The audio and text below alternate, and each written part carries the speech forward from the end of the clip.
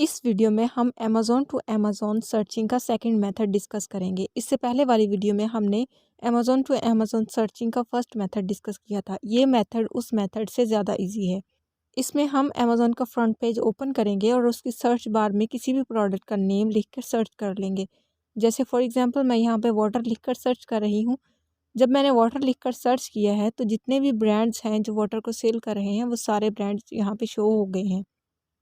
अब हमने इसके वेंडर को अमेज़ॉन पे सिलेक्ट करना है ताकि हमारे पास सिर्फ वो प्रोडक्ट्स आएँ जिनको अमेज़ॉन खुद सेल कर रहा है और कोई थर्ड पार्टी सप्लायर हमारे सामने ना आए। इन प्रोडक्ट्स में से आप कोई भी प्रोडक्ट ओपन कर सकते हैं जो आपको अच्छा लग रहा हो, या one by one her product को चेक कर सकते हैं। मैं इस प्रोडक्ट को चेक कर रही हूँ। ये प्रोडक्ट मैंने नेक्स्ट पेज में ओपन कर लिया है और करने के बाद आपने चेक करना है कि इसमें अमेज़ॉन इन स्टॉक होना चाहिए, इसमें अमेज़ॉन आउट ऑफ स्टॉक नहीं होना चाहिए। और आप कीपा की मदद से ये भी चेक कर सकते हैं कि अमेज़ॉन किस किस टाइम पे आउट हो रहा है।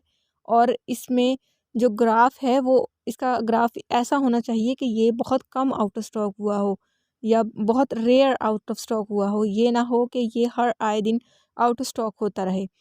यहाँ पे जो ग्राफ है कीपा का इसमें शो हो रहा है ये 3 मंथ्स में एक दफ़ा भी आउट ऑफ स्टॉक नहीं हुआ प्रोडक्ट। तो ये एक अच्छा प्रोडक्ट है। अब आपने इसका टाइटल कॉपी करके गूगल में न्यू टैब ओपन करके गूगल में सर्च करना है। गूगल में सर्च करने के बाद जितने भी अमेज़ॉन के लिंक्स आएंगे उनको आपने वन बाय वन ओपन कर लेना है। यहाँ पे अमेज़ॉन के 2 लिंक्स थे तो मैंने दोनों को ओपन कर लिया है। ये फर्स्ट पेज तो बिल्कुल वही है जो मैंने पहले ओपन किया हुआ है, इसलिए मैं इसको बंद कर दूंगी क्योंकि हमने सेम जगह पे लिस्ट नहीं करना है इसे। जहाँ पे हमने सेल करना है वो जगह डिफरेंट होनी चाहिए। ये जो जगह है ये उस जगह से डिफरेंट है। आप असाइन नंबर भी कर सकते हैं, मैच कर सकते हैं। जहाँ से आपने परचेज़ करना है और जहाँ पे आपने सेल करना है दोनों जगहें सेपरेट होनी चाहिए।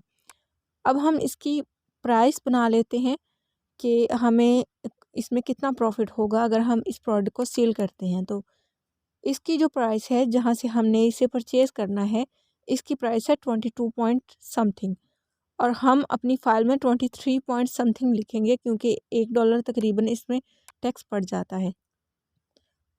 ये इसकी कॉस्ट प्राइस हो गई। अब हम देख लेते हैं कि ये कितने में सेल हो रहा है और इसके कंपटीशन में कितने लोग बैठे हैं। इसमें जो लोएस्ट पे बंदा बैठा है जिसकी सबसे कम प्राइस है वो 33 पे इसे सेल कर रहा है। अब हम देखते हैं अपनी फ़ाइल में कि अगर हम इस प्रोडक्ट को 33 में सेल करते हैं तो हमें कितना प्रॉफिट होगा।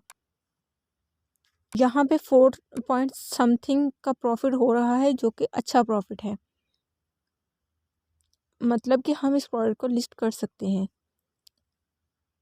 ये जो बाकी आपको बॉक्सेस नज़र आ रहे हैं इसका मतलब है कि ये डिफरेंट पैक्स में भी सेल हो रहा है। हम इसे डिफरेंट पैक्स में भी लिस्ट कर सकते हैं। जैसे कि ये 3 पैक्स में है तो हम इसे 3 पैक्स वाली जगह पे भी सेपरेटली लिस्ट कर सकते हैं।